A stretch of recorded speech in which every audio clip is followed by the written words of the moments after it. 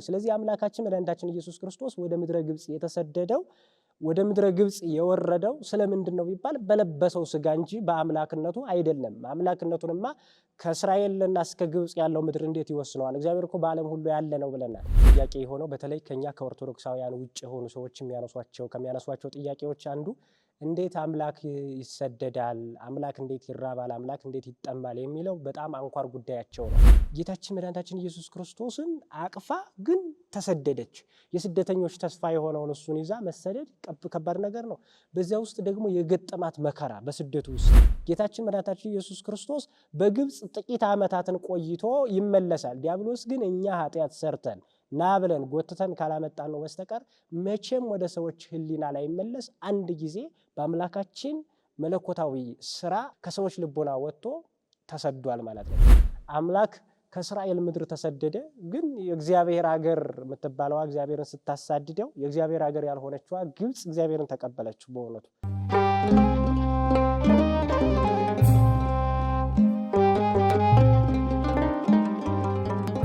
በስመ አብ ወወልድ ወመንፈስ ቅዱስ አሐዱ አምላክ አሜን። ሰላም በመላው ዓለም የምትገኙ ውድ ኦርቶዶክሳውያን እንኳን ለእመቤታችን በዓል ለሆነው ለወርሃ ጽጌ በሰላም አደረሳችሁ አደረሰን። እንግዲህ ይህ ወርሃ ጽጌ በእኛ ቤተክርስቲያን በኢትዮጵያ ኦርቶዶክስ ተዋሕዶ ቤተክርስቲያን ልዩ ቦታ ተሰጥቷቸው ከሚከበሩ በማህሌት በዝማሬ በተለያዩ መንፈሳዊ ስርዓቶች ከምናከብረውና ከምናስበው አንዱ የእመቤታችን የስደቷ ወራት ነው። ይህ ወርሃ ጽጌ እመቤታችን ጌታችን መድኃኒታችን ኢየሱስ ክርስቶስን ይዛ ወደ ምድረ ግብጽ ስለመሰደዷና በምድረ ግብጽ የደረሰባትን መከራ እሱን የምናስብበት አምላክ እንደተሰደደ እና በስደቱ ደግሞ ለሰው ልጅ የሰጠውን ጥቅሙን በስደቱ የተሰደደውን የሰው ልጅ ወደ ቀደመ ቦታው እንደመለሰው የምናስብበት ለኛ ትልቅ ዋጋ እንደተከፈለ የምንማርበት ጊዜ ነው። ስለዚህ በዚህ ወር ውስጥ ከመስከረም 26 እስከ ህዳር 6 ቀን ድረስ የእመቤታችን የስደቷ ጊዜ የሚታወስበት ነው። ቤተክርስቲያን በዚህ ጊዜ እንግዲህ ስደት ነክ የሆኑ ማህሌቶች በተለይ ሰቆቃወ ድንግል ማህሌተ ጽጌ የሚባል የእመቤታችንን የስደቷን ሁኔታ የሚያብራራ አባቶቻችን ሊቃውንት የደረሱትን እርሱን በማህሌት አባቶቻችን ቁመው ያድራሉ።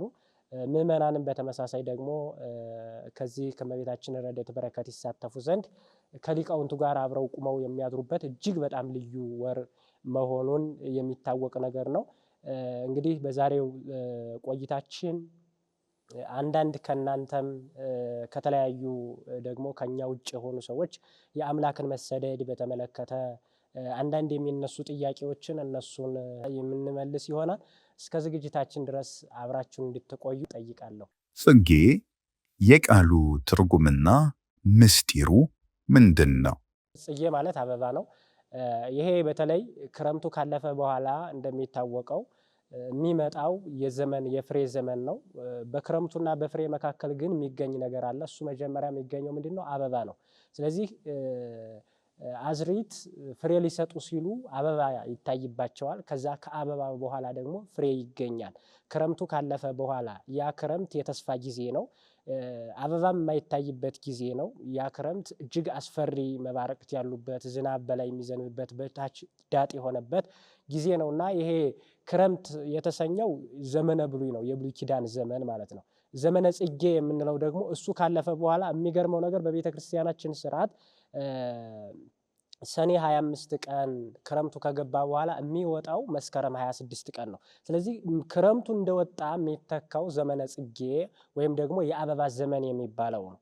ስለዚህ አበባ የተሰኘችዋ እመቤታችን ናት። ምስጢራዊ ትርጉሙ ወደ እመቤታችን ነው የሚመጣው። አበባ ማለት እመቤታችን ናት። ክረምቱ ካለፈ በኋላ አበባ ይገኛል ማለት ዘመነ ብሉይ፣ ያ ዘመነ ብሉይ እመቤታችን ያልተገኘችበት፣ ጌታ ያልተወለደበት፣ ማዕበል የበዛበት፣ መባረቅት የበዙበት ነው። ነጎድጓድ ያለበት ነው። ዳጥ ያለበት ነው። እጅግ ገበሬዎች በተስፋ ዝም ብለው እሱን እያዩ በተስፋ የሚኖሩበት ጊዜ ነው እና የብሉይ ኪዳን ዘመን ምሳሌ ነው። በብሉይ ኪዳን ነቢያት እመቤታችንን በትንቢት ምልክትነት በትንቢት ተስፋ እየተመለከቱ ጌታን በትንቢት ተስፋ እያዩ ይኖሩ ነበር እንጂ እመቤታችንም ጌታም ያልተወለዱበት ጊዜ መሆኑን የምንመለከትበት ሰዓት ነው። በዛ ጊዜ እንግዲህ መከራ ይኖራል። ክረምቱ ላይ ዝናብ አለ፣ ብርድ አለ፣ የተለያዩ ቅዝቃዜዎች አሉ። እጅግ አስፈሪ የሆኑ መባረቅት ድምጾች ይሰማሉ። ግን ገበሬው የሚገርመው ነገር በዚህ ጊዜ የሚታይ ነገር እሱን ብቻ አይቶ ነው ተስፋ የሚያደርገው። ያ ማለት ወደፊት ያ አብቦ አፍርቶ ጥቅም እንደሚሰጥ እሱን ተስፋ እያደረገ ቅጠሉን ተስፋ እያደረገ ይቆያል። ይሄ አባቶቻችን እመቤታችንና ጌታን ተስፋ እንዳደረጉ የሚያሳይ የብሉይ ኪዳን ዘመን ምሳሌ ነው። እሱ ካለፈ በኋላ ጽጌ ተገኝቷል። ዘመነ ብሉይ ካለፈ በኋላ የተገኘችው እመቤታችን ናት ማለት ነው። ስለዚህ እመቤታችን በጽጌ የተመሰለችበት ከዛ አንጻር ነው። ከዛ በኋላ ይሄ አበባ ከተገኘ በኋላ ፍሬ ይገኛል። ፍሬ የተሰኘው ጌታችን መድኃኒታችን ኢየሱስ ክርስቶስ ነው። ለዓለሙ ሁሉ ምግብ የሆነ ፍሬ እንደሚታወቀው ለዓለም ሁሉ ምግብ መሆን ነው። ጌታችን መድኃኒታችን ኢየሱስ ክርስቶስ ደግሞ ከእመቤታችን ከተወለደ በኋላ ስጋውን ቆርሶ ደሙን አፍሶ ለዓለም ሁሉ ድህነት መስጠቱንና ምግብ ሆኖ መቅረቡን የምንመለከትበት ጊዜ ነው። ታላቁ ነቢዩ ሶሎሞን እንዲህ ብሎ ነው የሚገልጸው። ጽጌ አስተራየ በውስተ ምድርነ ይላል። ጽጌ በምድራችን አበባ በምድራችን ታየ ይላል። አበባ በምድራችን ታየ ጊዜ ገሜድ በጻ ቃለ ማዕነቅ ተሰማ በምድርነ ይላል። የቁርዮች ድምፅ ተሰማ፣ እሸቱን ቆርጠን የምንበላበት ጊዜ ደረሰ ይላል። ስለዚህ ጽጌ ከታየ በኋላ እሸት ይመጣል፣ ግድ ነው ማለት ነው። ስለዚህ እመቤታችን ከተገኘች በኋላ ጌታችን መድኃኒታችን ኢየሱስ ክርስቶስ ከእሷ እንደሚገኝ አባቶቻችን በትንቢት መነጽርነት በእንዲህ አይነት መንገድ አይተዋት ነበረ። ከዚህ የተነሳ አባቶቻችን ሊቃውንት እመቤታችንን በጽጌ በአበባ መስለው ይናገራሉ። እንደውም ታላቁ ነቢይ ሶሎሞን እመቤታችንን የምድረ በዳ የሱፍ አበባ እያለ ይገልጻታል። የሱፍ አበባ መካከሉ ንጹሕ ነው፣ ዳርዳሩ ግን እሾህ ነው።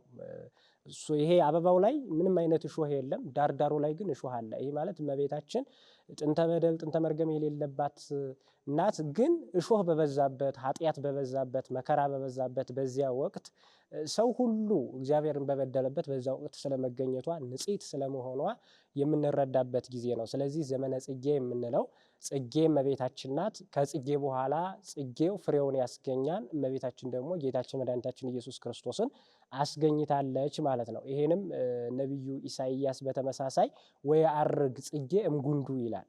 ጽጌ አበባ ከግንዱ ይገኛል ብሎ ይነግረናል። ግንድ የተባለው እሴይ ነው። ስለዚህ እመቤታችን ደግሞ የእሴይ የልጅ ልጅ ናት ማለት ነው።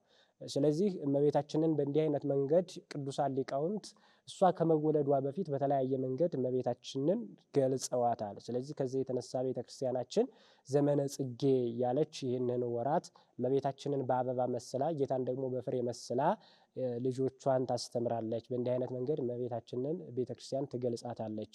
ታላቁ ሊቅ ቅዱስ ኤፍሬም ሶርያዊም አንቲ ውእቱ ጽጌ መዓዛ ሰናይ ይላል። ጽጌ መዓዛ ሰናይ መዓዛዋ ሽቶዋ መልካም የሆነች አበባ አንቺ ነሽ ነው የሚላት። ሽቱ ጌታ ነው፣ አበባ እመቤታችን ናት። ስለዚህ መዓዛ ሆሙ ለቅዱሳን የቅዱሳን መዓዛቸው የሆነ ክርስቶስን ያስገኘሽልን እውነተኛዋ ሽታዋ የሚጥም እውነተኛ አበባ አንቺ ነሽ በማለት ቅዱስ ኤፍሬም ሶርያዊ እመቤታችንን ገልጿታል። ከዛ በተጨማሪ ደግሞ ከእመቤታችን ተጨማሪ ጌታ ራሱ አበባ ተብሎ ይጠራል። በጽጌ ይመሰላል ጌታችን መድኃኒታችን ኢየሱስ ክርስቶስ። በዚህ ጊዜ እንግዲህ አበባን ምን ይቀስሙታል? ንቦች ይቀስሙታል።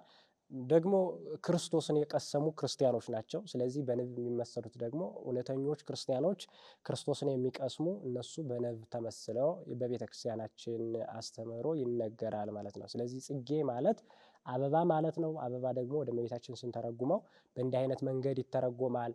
አበባ ከራሱ ነው ልብስ የሚያመጣው። ሌላው ከአፋ ያገኘውን ነው። አበባ ግን ከራሱ ባህሪ አንቅቶ ይለብሳል። እመቤታችን ልብሷ ጌታ መሆኑን እና በሌላ ውጫዊ ነገር ወይም በወርቅ ጆሮዋን በወርቅ አንገቷን በሐብል እጇን በቀለበት ያጌጠች ሳትሆን የእመቤታችን ጌጧ አምላካችን መድኃኒታችን ኢየሱስ ክርስቶስ መሆኑን ያመላክታል ማለት ነው። ለአምላክ ስደት ይስማማዋልን? ለብዙ ሰዎች በጣም ጥያቄ የሆነው በተለይ ከኛ ከኦርቶዶክሳውያን ውጭ የሆኑ ሰዎች ከሚያነሷቸው ጥያቄዎች አንዱ እንዴት አምላክ ይሰደዳል? አምላክ እንዴት ይራባል? አምላክ እንዴት ይጠማል? የሚለው በጣም አንኳር ጉዳያቸው ነው። በተለይ ከሙስሊም ወገኖቻችን የሚሰነዘሩ ጥያቄዎች አንዱና ትልቁ ጥያቄ ይሄ ነው። ስለዚህ አምላክ በዓለም ሁሉ የመላ ነው ብላችሁ ታስባላችሁ፣ ግን ደግሞ መልሳችሁ ደግሞ ከእስራኤል ወደ ግብፅ ስለመሰደዱ ትነግሩናላችሁ፣ እንዴት አምላክ ይሰደዳል የሚል ጥያቄ ያነሳሉ። ይህንን እንግዲህ እኛ ክርስቲያኖች በምን አይነት መንገድ ነው የምንገልጸው? ጌታችን መድኃኒታችን ኢየሱስ ክርስቶስ የተሰደደው በእርግጥ እነሱ እንደሚሉት እኛም እንደምናምነው እግዚአብሔር በሰማይም በምድርም የመላ ነው። እግዚአብሔር ከዚህ እስከዚህ ተብሎ አይነገርለትም። እግዚአብሔር በዓለሙ ሁሉ የመላ ነው ስንል በሰማይም የመላ ነው አለ፣ በምድርም የመላ ነው በምድርም አለ። እግዚአብሔር ከሰማይና ከምድርም ውጭ እግዚአብሔር አለ። ያ ማለት እግዚአብሔር ዓለምን በመሃል እጁ እንደ እንቁላል ነው የያዘ ነው። እንቁላልን አንድ ሰው በመሃል እጁ ይይዛታል። በዚህ ጊዜ እጁ ከእንቁላሉ ውጭ ይተርፋል። ሌሎቹም ህዋሳት አካላቱ ከዚህ ከእንቁላሉ ውጭ ይተርፋሉ ማለት ነው። ግን ሰውየው በእንቁላሉ ውስጥ መኖር ግን አይችልም። ከእንቁላሉ በአፋ ነው ያለው። እግዚአብሔር ግን ዓለም በመሃል እጁ እንደ እንቁላል የተያዘች ናት። በዛ እንደ እንቁላል በተያዘችው በዓለም ውስጥ እግዚአብሔር አለ፣ ከዓለምም ውጭ እግዚአብሔር አለ። ዓለም እግዚአብሔር በራሱ ዓለም የሚባለው ይሄ የሰማይና የምድር ዓለሞች እግዚአብሔርን አይወስኑትም። እግዚአብሔር በዚህ አይወሰንም። ለምሳሌ እኛ በጸሎታችን በምንጸልይ ሰዓት አባታችን ሆይ በሰማያት የምትኖር ብለን እንጸልያለን።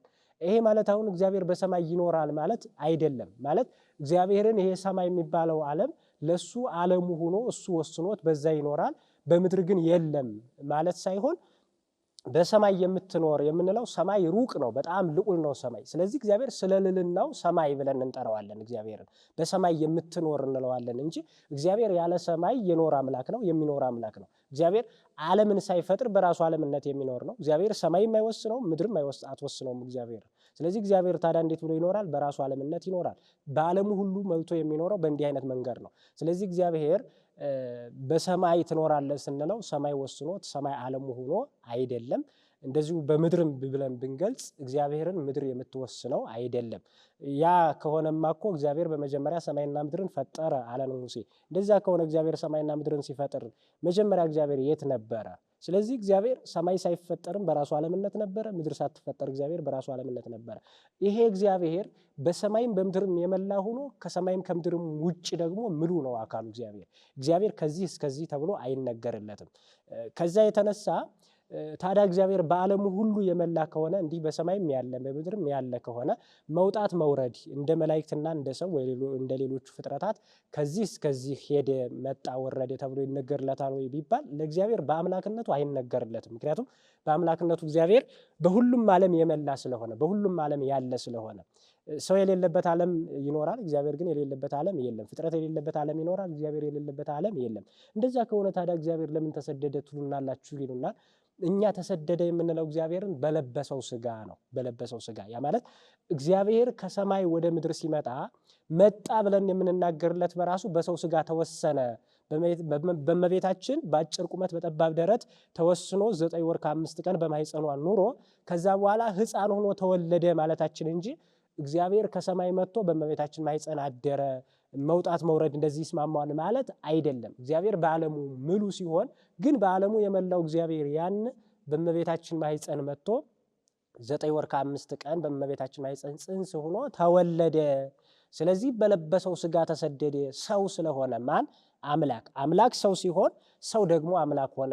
በዓለሙ ሁሉ የመላው እግዚአብሔር ሰው ሲሆን በእመቤታችን ማኅፀን የሰውን ባህሪ ሲያረግ እሱ በስጋ ገንዘብ መለኮት በስጋ ገንዘብ ሲወሰን የተወሰነው የሰው ስጋ ደግሞ በመለኮት ገንዘብ በዓለሙ ሁሉ መላ። እግዚአብሔር ቃል የሰውን ስጋ ገንዘብ ሲያደርግ እሱ በስጋ ገንዘብ ሲራብ ስጋ በመለኮት ገንዘብ የማይራብ ሆነ። ስጋ በመለኮት ገንዘብ የማይጠማ ሆነ።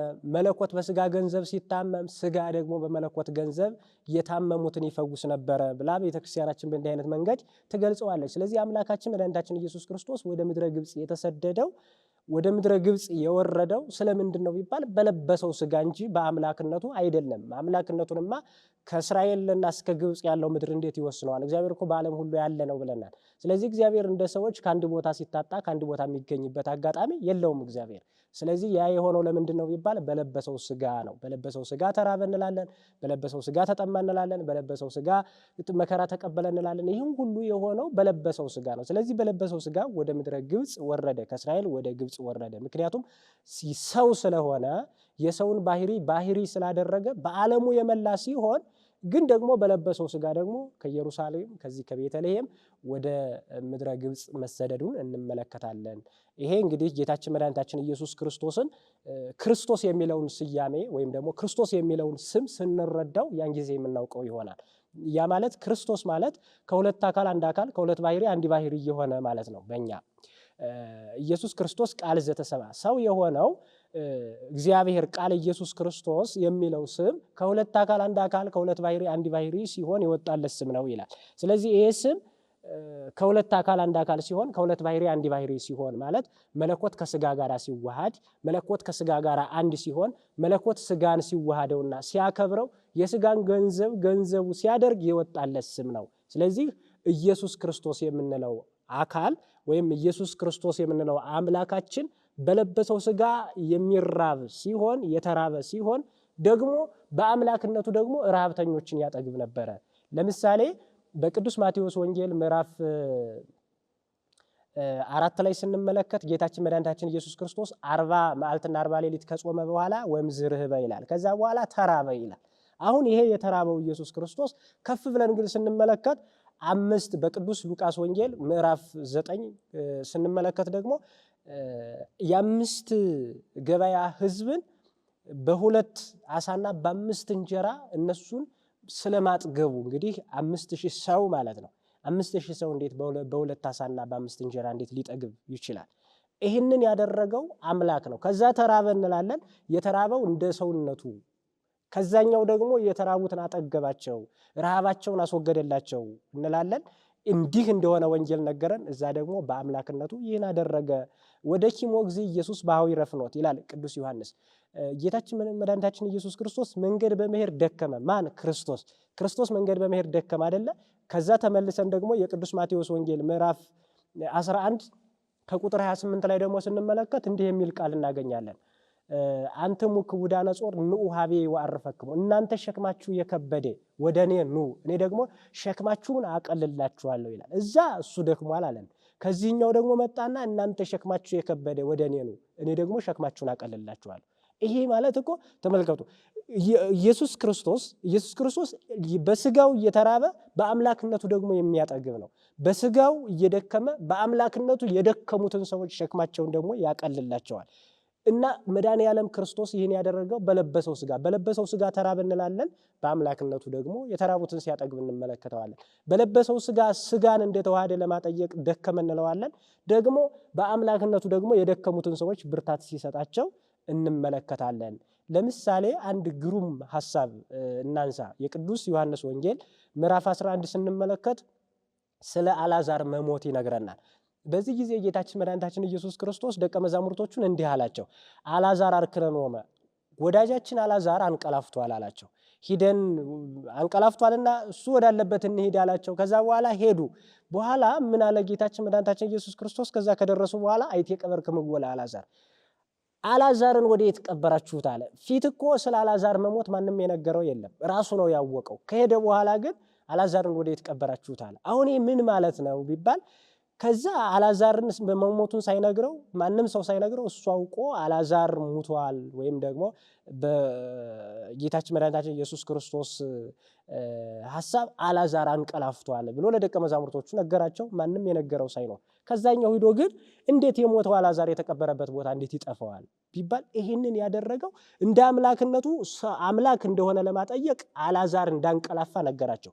ደግሞ የማያውቅ ሥጋ አላዋቂ ሥጋን እንደተዋሃደ ለማጠየቅ አላዋቂ ሥጋን እሱን ገንዘብ እንዳደረገ ለማጠየቅ ደግሞ አልዓዛርን ወዴት ቀበራችሁት አላቸው።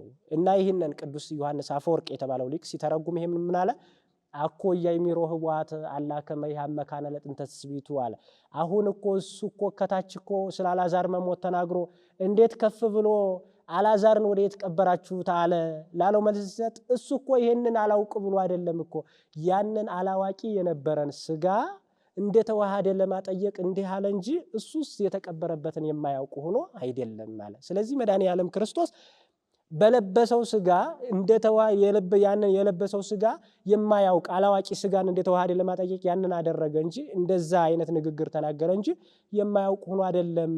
እንዳለን ሁሉ አሁን መድኃኔዓለም ክርስቶስ ወደ ምድረ ግብፅ የተሰደደው በለበሰው ሥጋ እንጂ በአምላክነቱ አይደለም። ምክንያቱም መሰደድ የሰው ባህሪ ነው፣ ለሰው ነው የሚስማማው ወይም ደግሞ ለሌሎች ፍጥረታት ነው የሚስማማው። ስለዚህ ከዚህ ሐሳብ የተነሳ መድኃኔዓለም ክርስቶስ የሰውን ሥጋ ስለተዋሃደ እና በዚህ ክርስቶስ በሚለው ስም ስለተጠራ ስደት የሚለውን ሐሳብ ተስማምቶት ወደ ምድረ ግብፅ ወርዷል ማለት ነው። ከዚህ የተነሳ ቤተ ክርስቲያናችን በእንዲህ አይነት መንገድ ትረዳዋለች እንጂ እንደውም ሊቁ እኮ ኢየሱስ ስዱድ ተስፋሆሙ ለስዱዳን ይላል። የተሰደደው ኢየሱስ የስደተኞች ተስፋ ነው ይላል።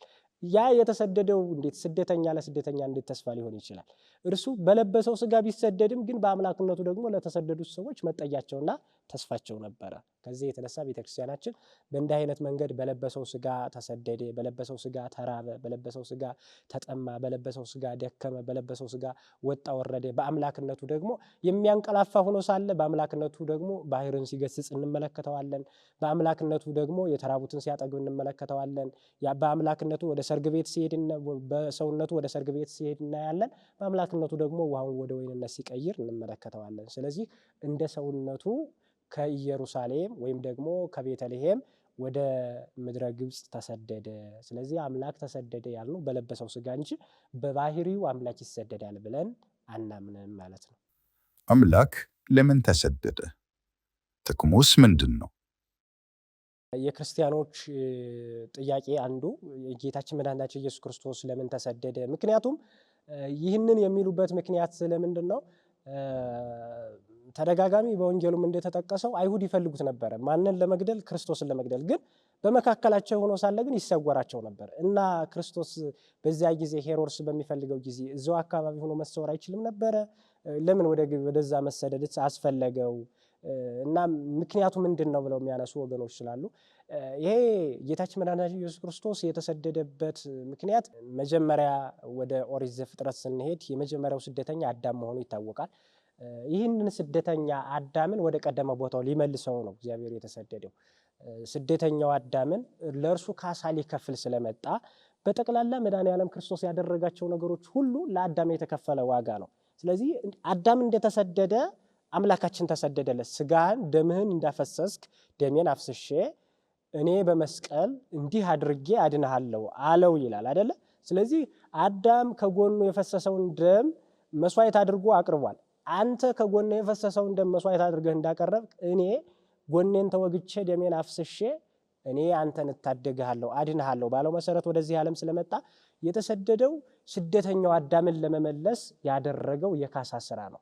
ስለዚህ እያንዳንዱ ጌታችን መድኃኒታችን ኢየሱስ ክርስቶስ ከጽንሱ ጀምሮ እስከ መጨረሻው እስከ ስቅለቱ ድረስ ያደረጋቸው በጠቅላላ በእኛ እስከ እርገቱ ድረስ ያደረጋቸው ስራዎች ሁሉ አዳምን የተመለከቱ ለአዳም ካሳ ሊሆኑ የተከናወኑ ነገሮች ናቸው። ስለዚህ መድኃኔዓለም ኢየሱስ ክርስቶስ ወደ ምድረ ግብፅ ወደዛ የወረደውና የተሰደደው ጥቅሙ አንደኛ ይሄ ስደተኛው አዳምን ወደ ቀደመ ቦታው ሊመልሰው መሰደዱን እንመለከታለን።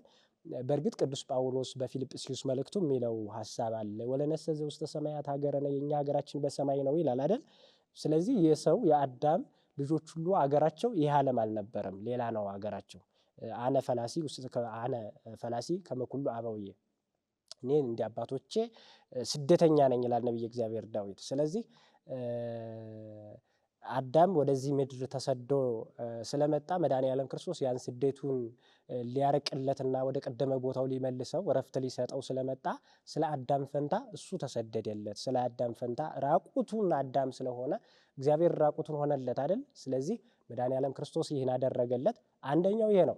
ሁለተኛው ግን ጌታችን መድኃኒታችን ኢየሱስ ክርስቶስ ከተሰደደበት ጥቅም ሁለተኛው ጌታችን መድኃኒታችን ኢየሱስ ክርስቶስ የተሰደደው ዲያብሎስን ለማሳደድ ነው።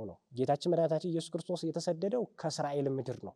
ዲያብሎስ ደግሞ የተሰደደው ከሰዎች ልቡና ነው። ከሰዎች ሕሊና ዲያብሎስ ተሰደደ። እሱ ከኢየሩሳሌም ከዚህ ከእስራኤል ምድር ወደ ምድረ ግብፅ ሲሰደድ፣ ዲያብሎስ ደግሞ ከሰዎች ልቡና ተሰደደ።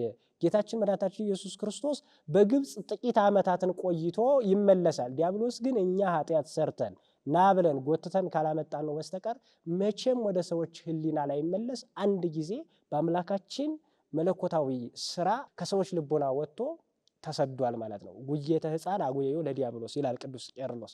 የሕፃኑ መሰደድ ዲያብሎስን አሳደደው።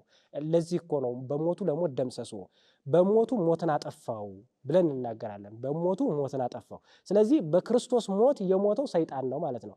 በክርስቶስ ሞት የሞተው ሰይጣን ከሆነ በስደቱ ደግሞ የተሰደደው ዲያብሎስ ነው ማለት ነው። ስለዚህ ከዚህ ሐሳብ የተነሳ ጌታችን መድኃኒታችን ኢየሱስ ክርስቶስ ተሰዶ እንዲህ አይነት ጥቅሞችን ሰጥቶናል። በሞተ ሥጋ ሞተ ነፍስ ተፈርዶብን እንኖር የነበረ በመንጸፈ ደይን ወድቀን በግራ አጋንንት ተጠቅጥቀን የነበርን እኛን ወደ ቀደመ ሀገራችን ሊመልሰን ሰይጣንን ከኛ ልቦና ሊያርቅና ሊያሳድደው መድኃኔዓለም ክርስቶስ ተሰደደ። ከዚህ የተነሳ እርሱ ተሰደደ፣ እኒህን ጥቅሞች ሰጠን ማለት ነው። ወደ ግብፅስ የተሰደደበት ምክንያቱ ምንድን ነው? ጌታችን መድኃኒታችን ኢየሱስ ክርስቶስ የተሰደደባት ቦታ ምድረ ግብፅ ናት። ያ ማለት እንግዲህ እስራኤልን የምታዋስናት ግብፅ ናት ማለት አይደለም። ብዙ ቦታዎች አሉ። እንግዲህ ኢራቅ ታዋስናት አለ፣ ሶሪያ በጣም ቅርቧ ናት። እነዚህ ሊባኖንም እነዚህም ሁሉ ያዋስኗቸዋል። ግን ምድረ ግብፅ ነው፣ ወደ ምድረ ግብፅ ነው ጌታ የሄደው።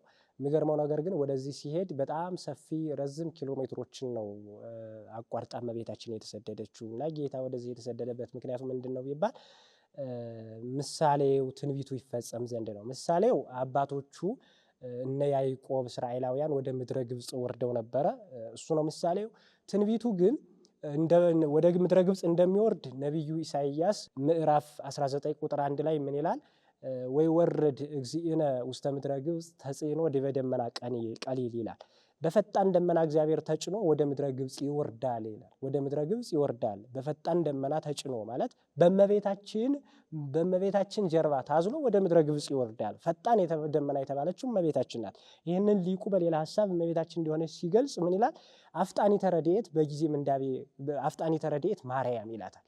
በመከራ ጊዜ ፈጥና ለመርዳት የምትፈጥን ማርያም ብሎ ነው የሚገልጸው። ስለዚህ እቺ ፈጣን ደመና የተሰኘችዋ እመቤታችን በእሷ ጀርባ ታዝሎ ጌታችን መድኃኒታችን ኢየሱስ ክርስቶስ ወደ ምድረ ግብፅ እንደሚወርድ ነቢዩ ኢሳይያስ ነግሮናል። ከዛ ስለመመለሱ ደግሞ ነቢዩ ሆሴዕ ደግሞ በምዕራፍ 11 ቁጥር 1 ላይ ምን ይላል? እምግብፅ ጸዋዕክዎ ለወልድየ ልጄን ከግብፅ ጠራሁት ተብሎ ተነግሯል። ስለዚህ እነዚህ ትንቢቶች ይፈጸሙ ዘንድ ጌታችን መድኃኒታችን ኢየሱስ ክርስቶስ ወደ ምድረ ግብፅ ወረደ። ከዛ በኋላ ምስጢራዊ ትርጉም አለው። ከትንቢቱ ቀጥሎ ምስጢራዊ ትርጉም ማለት ጌታችን መድኃኒታችን ኢየሱስ ክርስቶስ ወደ ምድረ ግብፅ የወረደበት ትልቁ አንኳር ጉዳይ ግብፃውያን እንደሚታወቀው ከሌሎቹ እስራኤልን ከሚያዋስኑ አካባቢዎች ይልቅ በጣም በክህደት የተጎዳች ሀገር ነበረች። በክህደት የታመሙ ሰዎች ናቸው ግብፃውያን። እንደሚታወቀው ከእስራኤላውያን ታሪክ ጀምሮ ስንመለከት ግብፃውያን እጅግ በጣዖት አምልኮ ውስጥ የሚወድቁ ናቸው። ስለዚህ ጌታችን መድኃኒታችን ኢየሱስ ክርስቶስ በዚህ በክህደት የታመሙ ሰዎችን እነሱ ሊፈውሳቸው ወደ ምድረ ግብፅ ወረደ። ምክንያቱም እሱ የመጣው ለጤነኞች ሳይሆን ለበሽተኞች ነው። ሕሙማን ይፈቅድ ይወል አቃቢ ሥራ አይደለም የሚለው በሽተኞች ባለመድኃኒትን ይፈልጉታል እያለ እኮ ነው እያስተማረ የነበረው። እኔ የመጣሁት ለጻድቃን አይደለ ለኃጥአን ነው የመጣሁት አለ። ስለዚህ እነዚህን ኃጥአንን ሊጠራ በሽተኞችን ሊፈውስ ስለመጣ ቅድሚያ የሰጠው ወደዚህ ወደ ምድረ ግብፅ መውረድ፣ ወደ በሽተኞቹ አገር ወደዛ መሄድ ነበረ። በእርግጥ በዚህ ጊዜ ከግብፅ ይልቅ ኢየሩሳሌም የታመመችበት ጊዜ መሆኑን ደግሞ መዘንጋት የለብንም። የሚገርመው ነገር በዚህ ጊዜ የእግዚአብሔር ሀገር የምትባለው ኢየሩሳሌም እግዚአብሔር የተሰደደባት ሀገር ሁና መታየቷ እጅግ በጣም የሚከብድ ነገር ነው።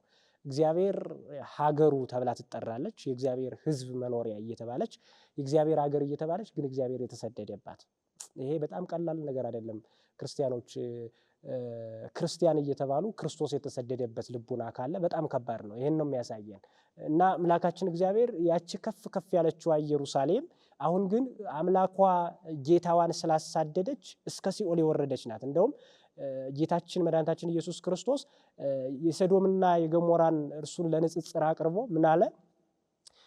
አንቺ ቅፍርናሆም ሆይ፣ በኢየሩሳሌም በእስራኤል የምትገኝ ቅፍርናሆም ሆይ አንቺ እስከ ሰማይ ከፍ ከፍ ብትይ እስከ ሲኦል ትወርጅ ዘንድ አለሽ አላት ይላል። እስከ ሰማይ ከፍ ከፍ ብላ የነበረችዋ ይቺ ሀገር የእግዚአብሔር ሀገር እየተባለች ግን አሁን እግዚአብሔር ስለተሰደደባት እስከ ሲኦል ደግሞ ዝቅ ዝቅ ያለች ሀገር ሆና እንመለከታታለን። በዚህ ጊዜ አምላክ ከኢየሩሳሌም ተሰደደ፣ አምላክ ከእስራኤል ምድር ተሰደደ።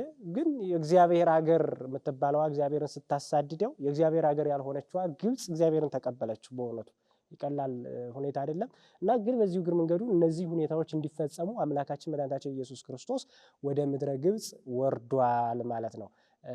ይሄ ምስጢራዊ ትርጉም አንደኛው ነው። ሁለተኛው ደግሞ ሊቁ ቅዱስ ኤፍሬም ሶርያዊ ምን ብሎ ይገልጻል? ዮም ቦአ በኩር ውስተ ምድረ ግብፅ ከመ ያይትት እምኔሆሙ ሐዘነ ወብካየ ወለሃ ይላል። እንደሚታወቀው በኦሪት ዘጸአት ምዕራፍ 12 ስንመለከት በጣም አስፈሪ የሆነ መቅሰፍት በግብፃውያን ላይ ስለመውረዱ እንመለከታለን። እንግዲህ ፈርዖን እስራኤላውያንን አልለቅም በማለቱ የተለያየ መቅሰፍት መጥቶ ነበር። የመጨረሻው መቅሰፍትና እስራኤልን ነፃ እንዲወጡ የመጨረሻውን መቅሰፍት እግዚአብሔር ያደረገው በምንድን ነው? የበኩር ልጃቸውን መግደል ነበር እግዚአብሔር። ስለዚህ ከእንስሳትም ከሰውም የመጀመሪያ ማኅፀን ከፋች የሆነው ልጅ ለእናትም ለአባትም እጅግ በጣም ትልቅ ሐዘን እስከሆነ ድረስ እግዚአብሔር እስራኤላውያንን አልለቅም ስላሉ ግብፃውያን እግዚአብሔር ሁሉንም ግብፃውያንን በኩራቸው ልጆቻቸውን ሁሉ ነጥቆ ነበረ። ስለዚህ ሁሉም ሰው ፈርዖንም ራሱ እንደተናገረ በሁሉም ሰው ቤት ሐዘን ነበረ በዛ ጊዜ። ምክንያቱም የበኩር ልጁ ሁሉ ሞቷል። ልጅ ያለው ሰው ሁሉ የበኩር ልጁን አጥቷል። በጣም የሚወደውን የበኩር ልጅ የማኅፀን ከፋች የሆነውን። ስለዚህ አለ ቅዱስ ኤፍሬም ሶርያዊ እግዚአብሔር ወደዛ የወረደው አለ የበኩር ልጃቸውን ላጡ ለግብፃውያን እርሱ በኩር ነው፣ የዓለም በኩር መሆኑን ኢያእመራ ዮሴፍ እስከ መውለድ የተወልደ ዘበኩር አይደለም የሚለው በቅዱስ ማቴዎስ ወንጌል ምዕራፍ 1 ያለው የበኩር ልጇን እስክትወልድ ድረስ አላወቃትም ነበረ አይደለም የሚለው። ስለዚህ ለእመቤታችን መድኃኔ ዓለም ክርስቶስ የበኩር ልጇ ነበረ። ለዓለም በጠቅላላ በኩር ነው መድኃኔ ዓለም ክርስቶስ። ስለዚህ የዓለም በኩር የሆነው የበኩር ልጆቻቸውን ወዳጡ ወደ ምድር ግብፃውያን ወረደ። ለምንድን ነው የወረደው አለ? ሊያጽናናቸው ሐዘናቸውንም ከነሱ ሊያስወግድላቸው እነዛ የበኩር ልጃቸውን በቀሳፊ መልአክ ያጡ ሰዎች እነሱን ሊያጽናናቸው ወደ ምድረ ግብፅ ወረደ ብሎ በእንዲህ አይነት መንገድ ነግሮናል ማለት ነው። ስለዚህ ከዚህ ሐሳብ አንጻር ጌታችን መድኃኒታችን ኢየሱስ ክርስቶስ ወደ ምድረ ግብፅ ወርዷል ማለት ነው። በስደቱ ወቅት የእመቤታችን መከራ እንዴት ይገለጻል? የእመቤታችንን ሐዘን በስደቷ ወቅት ቀላል ነገር አይደለም። እሱ እንግዲህ ምናልባት አባቶቻችን ብዙ ሐሳቦችን ብለዋል። በጣም ከባድ ነገር ነው። ልጅን ይዞ መሰደድ ደግሞ በጣም ከባድ ነው። እመቤታችን ደግሞ ቢያንስ እንኳን በአካልም ጠንከር ያለች አልነበረችም። በመንፈስ ነው ጠንካራ የሆነችው እመቤታችን። እንግዲህ ሕፃኑን ከወለደች በኋላ የደረሰባት መከራ ከዛ በፊት የነበረውን ሁኔታ ራሱ ማየት በጣም ከባድ ነገር ነው። የእመቤታችን ሁኔታ ማለት እናት አባቶቿ ሙተዋል። ያደገችው በቤተ መቅደስ ነው። ከዛ በኋላ ጌታን ከጸነሰች በኋላ የሚንከባከባት ሰው የለም። መጨረሻ ላይ ደግሞ ስትወልድ ደግሞ በከብቶች በረት ወለደችው። በጣም ከባድ ነው። የዓለም ሁሉ ገዥ ጌታ የሆነውን እግዚአብሔርን እርሱን ጸንሳ ግን በቃ መጠጊያ አጥታ ጭራሽ የምታለብሰው ልብስ ሁሉ አጥታ ቅጠል እያለበሰችው እንደነበረ መጻሕፍት ይነግሩናል። ይሄ በጣም ከባድ ነው ለአንዲት እናት ማለት ነው። በተለይ ልጆች ለሚወልዱ እናቶች ይሄ ነገር ይሄ ሐዘን ይሄ ሁኔታ ይገባቸዋል ብዬ አስባለሁ። ስለዚህ እመቤታችን የእሷን ሐዘን እዛ ጀምሮ ስናስበው በቃ ከባድ ነው፣ ለመተንተንም የሚያስቸግር ነው። ከዛ በኋላ ደግሞ እንዲህ ሁና ያለ እናት ያለ አባት ያለ አጋዥ ያለ ረጅ የወለደችውን ልጅ ያለ አዋላጅ የወለደችውን ያለ ቤት የወለደችው ልጅ ደግሞ በኋላ ሌላ የሚቀስፍ በሰይፍ የሚገድል ሰው ደግሞ ተነሳ።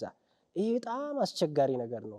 ከዚያ በኋላ እንግዲህ መፍትሄው ምንድን ነው? መፍትሄው ስደት ነው። በቃ እመቤታችን የገጠማት ቀጥሎ ስደት ነው። በእርግጥ ጸጋ እንደ እመቤታችን በዓለም የበዛለት ማንም የለም። ከሰው ልጆች እንደ እመቤታችን ጸጋ የበዛላት ፍጥረት የለም። ግን ደግሞ እንደዚሁ በተመሳሳይ እንደ እመቤታችን መከራ የበዛበት ደግሞ ሰው የለም። ሰው በአንድ በኩል በሁለት በኩል ሊፈተን ይችላል እንጂ እንደ እመቤታችን በእንዲህ አይነት መንገድ በመከራ የታጀበ ሰው ሊኖር አይችልም። እና ጌታችን መድኃኒታችን ኢየሱስ ክርስቶስን አቅፋ ግን ተሰደደች። የስደተኞች ተስፋ የሆነውን እሱን ይዛ መሰደድ ከባድ ነገር ነው። በዚያ ውስጥ ደግሞ የገጠማት መከራ በስደቱ ውስጥ እንግዲህ እመቤታችን የተሰደደችበት ቦታ ከተነሳችበት ጀምራ ግብፅ እስከምትደርስበት ድረስ 700 ኪሎ ሜትር አቋርጣ ነው ሄደችው። 700 ኪሎ ሜትር ማለት እንኳን ልጅ ይዞ ከባድ ነው። ዝም ብሎ በእግር እንኳን ለመጓዝ ማለት ነው። ልጅ አዝሎ እዚያ ላይ ደግሞ የሄሮድስ ወታደሮች አሁን ደረሱብኝ፣ እንጨት በተሰበረ ወፍ በበረረ ቁጥር ያለው ድንጋጤ ደግሞ ይታያችሁ። በጣም ከባድ ነው። ይህንን ኪሎ ሜትር አቋርጣ ወደ ምድረ ግብፅ ወረደች። ያ የአካባቢውን ሁኔታ መልክዓ ምድሩን አታውቀውም። በረሃውን እያቋረጠች እንደውም እመቤታችን የተሰደደችበት ጊዜ ያ ወቅት የክረምት ወቅት ነው። በክረምት ደግሞ ስደት በጣም ከባድ ነው። እንደውም እኮ ጌታችን መድኃኒታችን ኢየሱስ ክርስቶስ ያለው ስደታችሁ በክረምት እንዳይሆን በቃ ተግታችሁ ጸልዩ አይደል የተባለው። እይኩን ጉያክሙ በክረምት ሽሽታችሁ በክረምት አይሆን እኮ ነው የተባለው። ከባድ ነው በክረምት ስደት። እመቤታችን የገጠማት ደግሞ ይሄ ነው። ከስደቱ ደግሞ የስደቱ ጊዜ መሰደጃዋ ጊዜ እጅግ አስከፊ መሆኑን ነው የምንመለከተው። እንዲህ አይነት ነገሮችን የሁሉ ባለቤት እሱን ይዛ ሳለ እንዲህ አይነት ነገሮች ገጠሟል። በእርግጥ አንድ ሊቅ የቤተ ክርስቲያናችን ሊቅ ምን ብሎ ይተረጉማል ይሄንን? እመቤቴ ሆይ እኔን ዓለም የማያሳድደኝ እኮ ክርስቶስ በቅፌ ስለሌለ ነው ይላል። አንቺ ክርስቶስ በቅፍሽ ስላለ እሱን ይዘሽ ተሰደርሽ፣ ዓለም አሳደደሽ። እኔን ግን ክርስቶስ በቅፌ ስለሌለ ከሄሮድስ ጋር ተስማምቼ እኖራለሁ። ሄሮድስ እኔን ይወደኛል፣ ከሄሮድስ ጋር ተባብሬ እኖራለሁ አለ። ሄሮድስ በሚኖርበት ከተማ እኔ እኖራለሁ አለ። መድኃኔዓለም ክርስቶስ በእኔ ስለሌለ አንቺ ግን ስላቀፍሽው፣ በክንዶችሽ ስለታቀፍሽው፣ በከንፈሮችሽ እየሳምሽው ስለሆነ፣ በጀርባዎችሽ ስላዘልሽው ስለሱ ይህ ሁሉ መከራ ተቀበልሽ በማለት ይገልጻል። ስለዚህ እመቤታችን 700 ኪሎ ሜትር አቋርጣ በእግር መሄድ ከባድ ነው። እንግዲህ 700 ኪሎ ሜትር እንኳን በእግር መሄድ ቀርቶ አንድ ሰው ከ700 ኪሎ ሜትር በላይ በመኪና እንኳን ቢሄድ እንዴት ሊደክመው እንደሚችል መቼም ተጓዦች ያውቁታል። እመቤታችን ግን ይህንን ያለምንም ትራንስፖርት በዛ ላይ ደግሞ ልጅ አዝላ ልመና እየለመነች እየተንከራተተች እሾሁ እየወጋት ዳጡን እየታገሰች የውሃ ሙላቱን እየታገሰች ወደ ምድረ ግብፅ ወረደች። ይህንን እንግዲህ ሊቁ ምን ይላል? ብክዩ ከማሃ ሐዘን ወተሰዱ ሐዘን ርእዮ ለይብኪ አይነ ልብ ዘቦ ይላል። ምን ማለት ነው? እንደሷ እንደመቤታችን ሐዘን የደረሰባችሁ ሰዎችና አይነ ልቦና ያላችሁ ሰዎች፣ ልቦና የተሰጣችሁ ሰዎች ሆይ የእመቤታችንን ሐዘን ተመልክታችሁ አልቅሱ በማለት ይገልጸዋል። አልቅሱ። ምክንያቱም የእመቤታችን ሐዘን በቃል የሚገለጽ አይደለም። እንደውም እኮ የእመቤታችን ሐዘን የሚጀምረው ከዚህ ሉቃስ ወንጌል ምዕራፍ 1 ላይ የምንመለከተው ሐሳብ አለ። እሱ ምንድን ነው? ይሄ የነቢዩ ስምዖን ትንቢት ነው። ስምዖን ከተናገራቸው ቃላቶች አንዱ እመቤታችንን በጣም የሚሰቀጥጥ ነገር ተናግሯል። እሱ ምንድን ነው? ሰይፍ በልብሽ ያልፋል የሚለው ነው። ይህ ቀላል ነገር አይደለም። ሰይፍ በልቧ እንደሚያልፍ ነው የነገራት። ከዚያ ጊዜ ጀምሮ ነው የእመቤታችን መከራ የሚጀምረው። ከዚያ ጊዜ ጀምሮ እጅግ በጣም እንደ ሰይፍ የሚቆራርጡ ሐዘኖች በእመቤታችን ልቦና አልፈዋል። ሰይፍ በልቦናሽ ያልፋል ማለት ቤተክርስቲያናችን በብዙ መንገድ ትተረጉመዋለች። አንደኛ ሰይፍ የተባለው ቃለ እግዚአብሔር ነው። እግዚአብሔር ራሱ ሰይፍ ተብሎ ተገልጿል። እሱ ቃለ እግዚአብሔር በአንቺ በኩል ወደ ሌላ ወደ ዓለም ያልፋል። አንቺ ታቅፈሽ ወልደሽ አሳድገሽ ለዓለም ትሰጫለሽ። ስለዚህ ለዓለም ሁሉ ድነት ይሆናል። መስቀል ላይ ስጋውን ይቆርሳል፣ ደሙን ያፈሳል ማለት ነው። ሁለተኛ ሰይፍ በአንቺ በኩል ያልፋል ማለት ይሄ የኪሩቤል ሰይፍ የተወገደው በእመቤታችን በኩል ነው። አዳም ዕፀ በለስን ሲበላ እግዚአብሔር አዳምን ካስወጣ በኋላ ገነት እንድትጠበቅ ኪሩቤልን ሰይፍ አስይዞ እንዲጠብቋት አደረገ። ማንን? ገነትን። ይሄ ሰይፍ የተወገደው በአንቺ በኩል ነው። በአንቺ በኩል ይሄ ሰይፍ ይወገዳል። የኪሩቤል ሰይፍ በአንቺ በኩል ያልፋል እያላት ነው። ይህንን ቅዱስ ኤፍሬም ሶርያዊ ምን ይላል? በእንተ ሔዋን ተሐጽሖተ ገነት፣ በሔዋን ምክንያት የገነት በር ተዘጋብን። ወበእንተ ማርያም ድንግል ተርወለነ ዳግመ፣ በእመቤታችን ግን ሁለተኛ ተከፈተልን ይላል። ስለዚህ ያ የኪሩቤል ሰይፍ የተወገደው በእመቤታችን ነው። ሶስተኛው ግን መከራ ሁሉ ባንቺ ያልፋል ማለት ነው። በስደት የሚመጣው መከራ ሁሉ ባንቺ ያልፋል። ከዚያ ጀምሮ እንግዲህ ክርስቶስ ከተወለደበት ጀምሮ እስከተሰቀለበት ጊዜ ድረስ እመቤታችን በቃ ሰላም የላትም። ሁልጊዜ ሐዘን ነው። እንዲህ በጣም ከባድ እኮ ነው። በዚያ ውስጥ መልአኩ የነገራት ነገር እንዲህ እመቤታችን እኮ እምነቷ በራሱ እኮ ምን ያህል እንደሆነ የእግዚአብሔር መልአክ እኮ እግዚአብሔርን ተወልጃለሽ፣ መንግስቱ ደግሞ ለዘላለም የማያልፍ ነው፣ ለልጅ ልጅ ነው ብሎ ነግሯታል። ያ ሁሉ ሆኖ ግን ይዛው ስትሰደድ ግን እንዲህ አይነት አንድም ጥርጣሬ አላደረባትም። እንዴ መልአኩ እንዲህ ነግሮኝ አልነበረ ወይስ ያ የነገረኝ የእግዚአብሔር መልአክ አይደለም የሚል ጥርጣሬ ውስጥ አልገባችም። በዚያ ውስጥ ረሃብ አለ፣ ጥም አለ፣ መንገላታት አለ፣ ስደት ውስጥ ብዙ ነገሮች አሉ። ሰው ሀገር ጥሎ ሲሄድ ብዙ መከራ ይገጥመዋል። እና እመቤታችን ግን እምነቷ እጅግ በጣም ታላቅ መሆኑን እንመለከታለን። የእግዚአብሔር መልአክ የነገረኝ ነገር ወዴት ሄደ? እሱን ሳትል ሳትጠራጠር። እንደውም እኮ ጌታችን መድኃኒታችን ኢየሱስ ክርስቶስ ራሱን ከገለጸባቸው መንገዶች እኔ የሕይወት እንጀራ ነኝ እያለ ገልጿል አይደል? እመቤታችን ስደት ውስጥ ስትራብ ነበረ። እንጀራ ሲለምኑ እንደነበረ ታሪካቸው ይነግረናል። ስደት ላይ ናትና ያለችው መከራ እየተቀበለች እየተንከራተተች እንደነበረ ይነግረናል። ግን እንደው አሁን እንጀራ ታቅፎ ሰው እንዴት ይራባል? ውሃ ጠምቷት ከእግሯ በታች ውሃ ስለማፍለቁ ጌታ ይነግረናል አይደል? ግን ራሱ እኮ የህይወት ውሃ እኮ ነው መድኃኒዓለም ክርስቶስ። የህይወት ውሃ እሱን ተጠምታ የህይወት ውሃ እርሱን ታቅፋ ግን ውሃ የተጠማች ከመቤታችን ውጭ ሌላ ማን አለ? እና ይሄ በጣም ይገርማል። ይህን ሁሉ መከራ ስትቀበል፣ ይህ ሁሉ ስቃይ፣ ይህ ሁሉ እንግልት ሲደርስባት እጅግ በጣም ልብን የሚነካ ነው። ስለዚህ የእመቤታችንን ነገር መከራ ዝርዝሮ አብራርቶ መናገር የሚቻለው የለም። መለኮት ጓላ ሶበ ጸባ ከመደቂቅ ይላል ሊቁ፣ ዘይሰፍሮ በህፍኑ ለማየ ባሕር እሙቅ ይላል። እንደ ውቅያኖስን በእጁ የሚወስነው እሱ መለኮት ልጇ ውሃ በተጠማ ጊዜ አለ በከየት ወትቤ ማርያም ማይነቅ አለ። ማርያም አለቀሰች። ልጇ እኮ ነው። እንዴ እናቶች የነሱ መጠማት አይደለም በጣም የሚያንገበግባቸው የልጃቸው መጠማት ነው። የነሱ መራብ አይደለም የልጃቸው መራብ ነው። ከነሱ ይልቅ ልጃቸውን ሲርበው ምን አይነት ሐዘን እንደሚሰማቸው ወላጆች ያውቁታል። እና እመቤታችን ግን ያለ አባት የወለደችው ልጇ እንዲህ መከራ የምትቀበል ሕፃኑ ልጅ ውሃ ሲጠማው ከባድ ነገር ነው ያለው ሐዘን። እና እንዲህ አይነት ነገር በደረሰባት ጊዜ አለቀሰች አለ። በምድረ ግብፅ በበረሃ በሲና በረሃ እንዲህ አይነት ግፍ ስለደረሰባት ለልጇ ውሃ የምትሰጠው አታ ወተት አይደለም እኮ ውሃ አታለት አለቀሰች። በከየት ወትቤ ማርያም ማይነቅ ሳልክዎሙ ማየ ወይ ውሃቡኔ በህቃ የአገሩን ሰዎች ውሃ ስጡኝ ብዬ ለመንኳቸው አለች እመቤታችን። ስጡኝ ብዬ ለመንኳቸው፣ ነገር ግን ውሃ አልሰጡኝም አለ። ውሃ አልሰጡኝም። ውሃ እንኳን እንግዲህ ሰው ቢያጣ እንጀራ ሊያጣ ይችላል፣ ግን ውሃ እንዴት ይታጣል ጎበዝ? እና እነዚህ ሰዎች ግን የእመቤታችንን ሐዘኗንም በጣም የሚያከብደው ውሃ እንኳን እየለመነቻቸው ውሃ እንኳን የሚሰጡ ሰዎች ያለመኖራቸው ነው። ለስደተኞች ውሃ የማይሰጥ ማህበረሰብ አካባቢ ነው የደረሰችው። ይሄ በጣም ከባድ ነው። እምዛቴ ሀገር አልቦ ዘየአምራ ለጽድቅ፣ ከዚች ሀገር ጽድቅ ወይም እውነትን የሚያውቃት የለምና ብላ እመቤታችን በሐዘኗ ጊዜ እንደተናገረች ሊቁ በእሷ ተገብቶ ይነግረናል። ስለዚህ የእመቤታችን መከራ ከዚህ እስከዚህ ተብሎ የሚገለጽ አይደለም። ብክዩ ሕዙናን ሀሌክሙ ስደታ አይደለም የሚለው። እናንተ የምታዝኑ ሰዎች ሆይ የእመቤታችንን ሐዘኗን እሱን አስባችሁ አልቅሱ ይላል። ስለ ሰው ብሎ የመጣውን አምላክ እሱን አዝላ የተንከራተተችውን መንከራተት፣ የተራበችውን መራብ፣ የተጠማችውን መጠማት ይህንን አስቡ፣ አስባችሁም ደግሞ አልቅሱ። ይህንን ቅዱስ አባ ሕርያቆስ ሲገልጸው ምን ይላል? አዘክሪ ድንግል አንባ አመሪረ ዘውህዘ እማይንትኪ ወወረደ ዲበ ገጸ ፍቁር ወልድኪ ይላል። በልጅሽ ያ ዋህተሽ በልጅሽ ፊት የወረደውን እንባ እሱን አሳስቢ።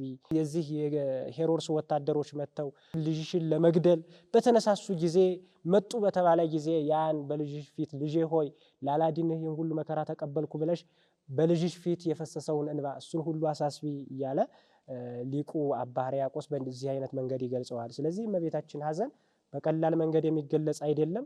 እንደየ ሁኔታው ብዙ ነገሮች ስላሉ እስከ ህዳር 6 ድረስ በሚነሱ ሀሳቦች የእመቤታችንን ሐዘን የእመቤታችንን የስደት ሁኔታ የምንመለከተው ይሆናል ማለት ነው። የጽጌ ጾም ምንድን ነው? እንዴትስ ይጾማል? ብዙ ክርስቲያኖች የሚጾሙት ጾም የጽጌ ጾም የሚባል አለ። ጾም በእርግጥ በቤተ ክርስቲያናችን 3 አይነት ነው። አንደኛው የሕግ ጾም የሚባለው ነው፣ እነዚህ 7ቱ አጽዋማት ማለት ነው። ሁለተኛው ደግሞ የንስሐ ጾም ነው። ሶስተኛው የፈቃድ ጾም የሚባለው ነው። በዚህ ጊዜ ክርስቲያኖች የእመቤታችንን ስደት አስበው ከእመቤታችን ረድኤት በረከት እንሳተፋለን ብለው የሚጾሙት ጾም ነው። ይሄ ጾም የፈቃድ ጾም ነው የሚባለው። ክርስቲያኖች የእመቤታችን የስደት ጊዜ ከገባ ጀምሮ እስከ ህዳር እስከ መጨረሻው ድረስ እስከ ህዳር 6 ድረስ የሚጾሙት ጾም ነው። ይሄ ጾም ከእመቤታችን በረከት ረድኤት ለመውሰድ ለመቀበል የምናደርገው ነው። በህቡ የሚደረግ ጾም ነው። በእርግጥ ጌታችን መድኃኒታችን ኢየሱስ ክርስቶስ 3 ነገሮች በህቡ ወይም በስውር እንዲሆኑ ነግሮናል። አንደኛው ጾም ነው። ሁለተኛው ምጽዋት ነው። ሶስተኛው ደግሞ ጸሎት ነው። እንዲህ አይነት እኒህ ነገሮችን በምናከናውን ሰዓት በስውር መሆን እንዳለባቸው ጌታችን መድኃኒታችን ኢየሱስ ክርስቶስ ነግሮናል። ስለዚህ ይሄ ጾም በስውር ነው መሆን ያለበት። ከዚያ ይልቅ ከነዚህኞቹ ከንስሐና በሕግ ከተደነገገው ጾም ይልቅ ደግሞ የፈቃድ ጾም እጅግ ጥንቃቄ ያስፈልገዋል። በዚህ ጊዜ የሚፈልጉ ሰዎች በረከትን የፈለጉ ሰዎች የእመቤታችንን በረከት ለማግኘት ከስደቷ ረድኤት በረከት ለመሳተፍ ይህንን የእመቤታችንን ጾም ይጾማሉ። ራሳቸውን ገለል አድርገው ማለት ራሳቸውን እንደሚጾሙ ሳያሳውቁ መጾም አለባቸው። እዚሁ ጋር እግር መንገዱን አንዳንድ ሰዎች እኛ እየጾምን ለምን ካህናቱ አይጾሙም? እኛ እየጾምን እነ ዲያቆን እገሌ እነ እንትና እገሌ ለምን አይጾሙም ብለው የሚያስቡ ሰዎች አሉ። ይሄ ቤተክርስቲያን በሕግ አልደነገገችም ይሄንን ጾም። ይሄ ራሱ ሁሉም ክርስቲያን የሆነ ሁሉም የሚጾማቸው 7 አጽዋማት አሉ። እነዛን መጾም ግድ ነው። ይሄኛው ግን የፈቃድ እስከሆነ ድረስ የወደደ ሰው ወይም የሚችል ሰው ይጾማል። ያ የማይችል ሰው ደግሞ ማህሌት በማደር እመቤታችንን በማመስገን ስደቷን ሌሊት ማህሌት ላይ በማሰብ ጊዜውን የሚያሳልፈው ይሆናል። ስለዚህ ይሄ የፈቃድ ጾም ስለሆነ ሰዎች ራሳቸውን ሰውረው እንደሚጾሙ ሳያሳውቁ መጾም ይኖርባቸዋል። እኛ እየጾምን እናንተ አትጾሙም ብለው ደግሞ ሌላ ሰው መንቀፍ የለባቸውም። ራሳቸው በረከት እናገኛለን ብለው በረከት እንዲያጡ መሆን ይገባቸዋል። ስለዚህ ይህንን ጾም የምንጾመው ሌላውን ለመንቀፍ ወይም ሌላውን ለማሸማቀቅ ሳይሆን እኛ በረከት እናገኛለን ከእመቤታችን ከስደቷ ረድኤት በረከትን ከዛ እናገኛለን ብለን የምንጾመው እንጂ ሌላ እንደው በጣም እኛ ራሳችን ጻድቅ ሆነን ሌላው ግን ኃጥእ ለማድረግ የምናደርገው ነገር አይደለም። ስለዚህ ሰወር ያለ ነገር ያስፈልገዋል። የእመቤታችን ጾም በምንጾም ሰዓት እንዲህ አይነት ነገሮችን ያስፈልገዋል። ስለዚህ ይሄ የፈቃድ ጾም ነው። የእመቤታችንን ጾም ስንጾም በፈቃዳችን እስከሆነ ድረስ ስውር የሆነ ነገር ያስፈልገዋል። አጽዋማቱን ደግሞ ለዛ በሕግ የተደነገጉትን አጽዋማት ደግሞ እነሱን ሰው እኛ እየጾምን ሌላ ሰው ባይጾም ምክር ሀሳብ ልንለግስ እንችላለን። ይሄኛውን ግን እንደዛ አይደረግም። አንዳንድ በዩኒቨርሲቲ ያሉም ልጆች እንደዚህ የሚሰቀቁ ልጆች ስላሉ ነው። ስለዚህ ክርስቲያኖች ይህን ማወቅ አለባቸው የፈቃድ ጾም እንደሆነና በስውር የሚጾም ጾም እንደሆነ ሰዎችን ማሸማቀቅ እንደሌለባቸው ማወቅ ይኖርባቸዋል ማለት ነው። ውድ ተመልካቾቻችን የዛሬው ጥያቄዎቹ መልስ ይህንን ይመስል ነበረ።